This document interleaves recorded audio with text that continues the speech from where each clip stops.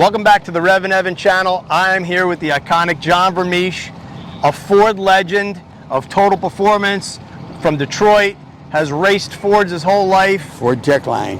Did the Ford Tech Line. Yeah, we did that from 69. From 69. He started Total Performance, a very well-known Ford performance business, car collector, racer, and we ran into him here at the FE Racer Reunion. And an old married man. An old married man, but you're still kicking it, and you're going to be 80 on May 1st, which is just in a couple days. Right. So tell us about your history with Ford a little bit and about how you started Total Performance. When I got out of the service in 69, I ended up working at a place called Car Corporation. Okay. They were taking care of the Ford drag teams on the East Coast, the Ford Drag Club, the Ford Off-Road Club, and they wanted to start a tech line, and I was working in the shop. They said, why don't you go ahead and handle this tech line? And we did from 69 to 72 when they quit racing. Right. And then started up again in 1980 when Ford Racing started. That's when I had Total Performance going before that. But and tell us about Total Performance. What was the gist of that business? Ford engine parts, build about 50 motors a year, and selling lots of parts. Supported all kinds of race teams and things. And I was a dumb one. I buy parts on speculation. Most guys here buy parts only if they need them. Right. And the wife, when I was coming down here, wanted to make sure I didn't have any checks with me. Because she says, I know where you're heading as soon as you get out of the car, right to the swap meet. We do love a good swap meet, don't we? Oh, yeah. I bought some stuff over there. I bought a set of valve covers that I really liked. I sold my 20,000 foot building about 4 years ago, and I started coming down with some cancer stuff and been moving that. I got a 7,000 foot barn in my backyard with 450 feet of pallet racking in it. Right. And it still ain't enough room. I got to get rid of more stuff. So tell us about this car here. This is a car that you raced, right? I built it. No, the one I raced is the burgundy one. Oh, with the camera. Right. Okay. I sold that to Randy Millard in about 1970 as a roller, 77. This car I built for myself. Put the best motor in it I could come up with, a combination of a bunch of NOS parts. Then I got real sick with some throat cancer and started selling cars, and Bruce made me an offer on it. Away it went. I think he brought it down here just to rub it in my nose, you know. He did let you drive it down the track. Oh, yeah. We saw you out there. Yeah, I saw him. Yeah. So he says that Bruce said that you built this car over 35 years ago. About that, yeah. So tell us about the history. Why'd you build it? It was just because I wanted something for the street. Okay. I had my Starliner with a camera motor in it. This was actually going to go for the wife, I think. It was an automatic when I bought it, 292 automatic.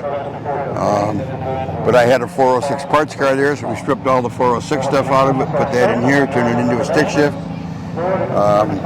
This car's been repainted from the trim down from a bunch of nicks and chips from kids' bikes. Right. But everything else is really nice, and Bruce keeps showing it to me. I'm telling Bruce I still got the real title, so he better be nice to me. So it's a 62 Galaxie post car, right? Post car, right. So John, can we take a look under the hood? Yeah, not a problem. Let's check it out. Standing on the racetrack, live performance of the national anthem. Oh yeah, look at that. 406? Yep. Tell me about it. Just a nice, correct style 406, a little bit more camshaft in it. That's about it. Got to make it sound good. Got some headers on there. Yeah. What do you love about the FEs? Pardon? What do you love about the FE engines?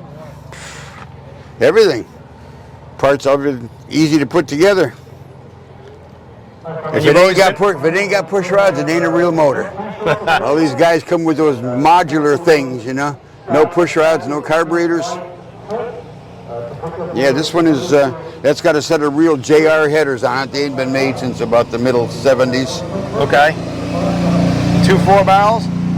Yeah, it's got some experimental engineering dual quad, late 406 stuff. You know, on the other side of the engine here, I did see earlier, tell me about this experimental sticker. Oh, engine and foundry division. That's where all the experimental engine stuff was done. That was a set of valve covers I grabbed over there. That was a Ford deal, or? For engine and foundry division. Now, did you ever work in that department? No. Oh, I never really worked for a Ford. It was always contracts. Okay. But at one time I had like 9 contracts at one time with them. Wow. Like you said, this color is pretty iconic. Let's go around by the driver's side of the car. I see you got like period correct Kragers on it. Yeah, Krager SS's. Real ones, not the late model phony ones. Okay, so these are steel, like steel Right. wheel and Galaxie.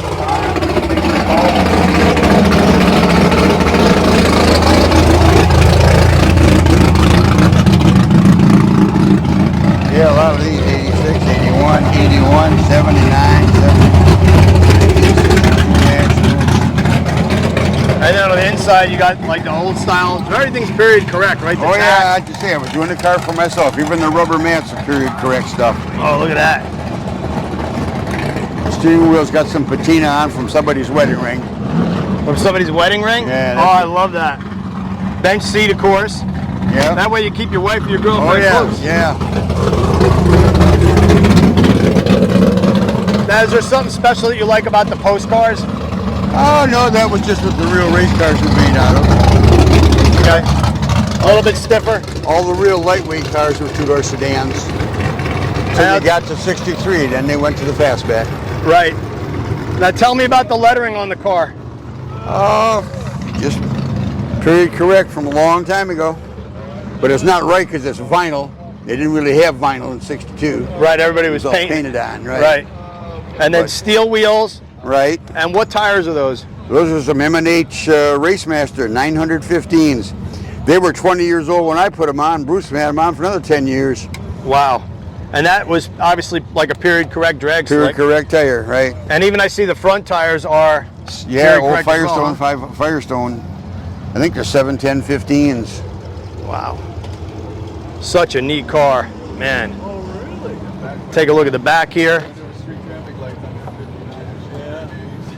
This is awesome. So you owned this car for quite some time then? Yeah, probably about 30 years. Wow. And Bruce made me an offer on it one time, and when I didn't need 12 cars, so away it went. Is that where the car originally came from, Bob Ford in Dearborn? I don't know where it was sold originally, never checked. Okay. And you have some other great Ford stuff too, right? I got rid of 12 cars. I got a 32 Roadster now and a 61 Country Squire wagon and a 61 convertible. Right. Then didn't you have at some point, weren't you in possession of some of the Ford experimental cars, Yeah, like the the Super concept Stallion? car. And Ford GT90, I had that for a while. That's in a museum out in Oklahoma now. Yep. And in fact, Brett Hyatt. Brett Hyatt. Yep, right. we did a feature on that a couple weeks ago. He did drives and runs now. That's got an all hand-built V12 in it. It was 2 blocks welded together and a bunch of cylinder heads. What are some of your best memories of over the years doing all this stuff?